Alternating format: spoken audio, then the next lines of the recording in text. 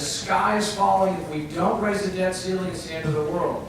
They don't point out that in 2006, the president voted against raising the debt ceiling, and so did Harry Reid. Somehow it's different now. But there are potential complications of not raising the debt ceiling, and I'm very pleased to introduce the great new senator from Pennsylvania, and he's welcome to talk about that or anything else he'd like, Senator Pat Toomey.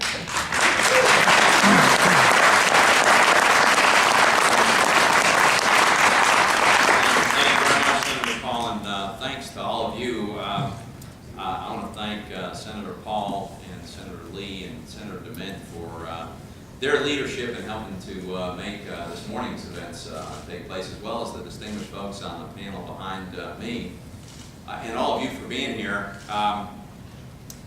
Especially, I just do want to take a word to recognize the unique role that Senator DeMint has played in this process in recent years.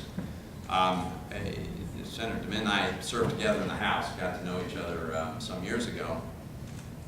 And I just have to tell you, I appreciate very much the vision that he had, the leadership that he had, his willingness to believe that this movement was possible before it was obvious to anybody. And that speaks to, I think, an underlying confidence that he has, and I think we share in this great republic. You know, one of the things that I'm excited about the Tea Party movement and my really extensive interactions across Pennsylvania with folks who are very active in this movement is it strikes me as just a wonderful example of the intrinsic self-corrective capacity of our society. What happened in recent years was the government spun out of control. It had already grown too big, but it just went through the roof and expanded in size and scope and cost and intrusion and diminishment of our freedoms in a really breathtaking and accelerating fashion. And lo and behold, all on its own, spontaneously, this movement of Americans from all walks of life came together that insisted they were going to take back their country.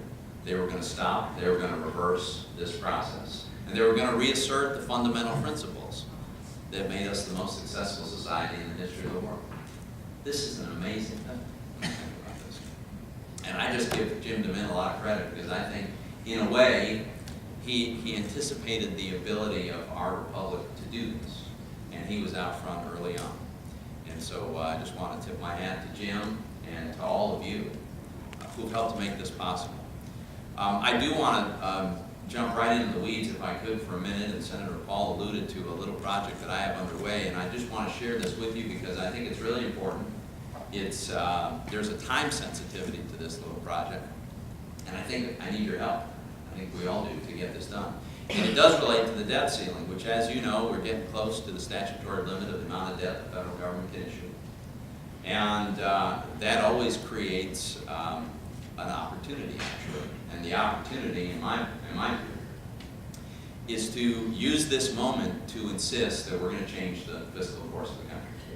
Amen. And I see two specific categories that I think we ought to go after. One are specific spending cuts now, but the other are substantive process reforms that will prevent us from getting back into the mess we got in. And my own view is that a balanced budget amendment to the Constitution is the best mechanism to ensure, as long as that amendment is properly designed, which is an important issue, and Mike Lee can speak very well to that. But as we approach this, there's something else going on here, and that's what I want to share with you, and that is, as Senator Paul alluded to, there is a conscious effort by some to suggest that failure to immediately raise the debt ceiling is the same thing as a default on the debt of the United States government. You hear it all the time. It's a popular narrative in much of the press, and it comes from other people in responsible positions. It is factually untrue, and it is very unhelpful to propagate this myth. Here's one little statistic that I think reveals where the truth lies. Of all the projected spending that the federal government is expected to engage in the next year, only about 6% of it is dedicated to debt service. But 70% of all projected spending is going to come in the door through taxes. Because as we all know, if we don't raise the debt ceiling, that does not relieve us of our obligation to pay taxes. The federal government's going to continue to collect those taxes. So with 70% of all the projected spending coming in the door anyway if we don't borrow another dollar, and only 6% of all projected spending necessary to service our debt, why would anyone believe that we would default on the debt? I, for one, think it would be an absolute disaster and totally unacceptable for the United States to default on this debt. There's a moral obligation to pay back the money that people lend to you, and we benefit enormously from the nearly universally held view that the U.S. government will always pay back lenders on time and in full. Of course we have to honor that commitment, and we can. In fact, there's no problem doing this.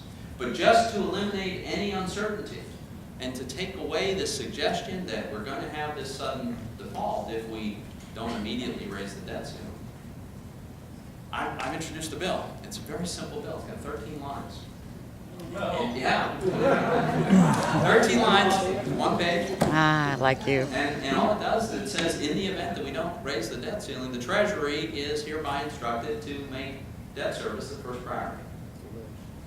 Now, that still leaves an awful lot of money left over for other things, and I am not advocating that we refuse under all circumstances to raise the debt ceiling. Actually, I think if we can get a balanced budget amendment, if we can get the spending cuts we need, then that is a tremendous accomplishment. We should try to get that done. But we should take off the table a false argument that failure to immediately raise the debt ceiling results in a default on our debt. So I am hoping that we can get this simple little 13 lines written in the law. It's been proposed. I have about a third of the Republican members of the Senate have already co-sponsored it, and many of the others are taking a hard look at it. I haven't had a chance to get with everybody on it. But if we can pass this in both houses, I don't know why the administration wouldn't sign a measure that would simply say we're not going to default on our debt. And if we could do that soon, then as we approach the debt ceiling, we can have an honest discussion about what the alternatives are. And I will just close on this. I think the most irresponsible thing that we can do as a Congress, the least grown-up thing we can do, is just vote to raise that debt ceiling and continue business as usual, mounting these massive deficits of debt that we have been running on. So I'm all about trying to change this course, trying to get us on a sustainable fiscal path. In fact, I've got to leave to go back to a budget committee hearing. It's not pretty, believe me. But I think this will be a helpful tool to ensure that we seize this opportunity, this moment, to begin to put ourselves on a sustainable fiscal path. And I'd be very grateful for your help in encouraging your representatives in Congress and in the Senate to get on board and help us get this done. Thank you very much.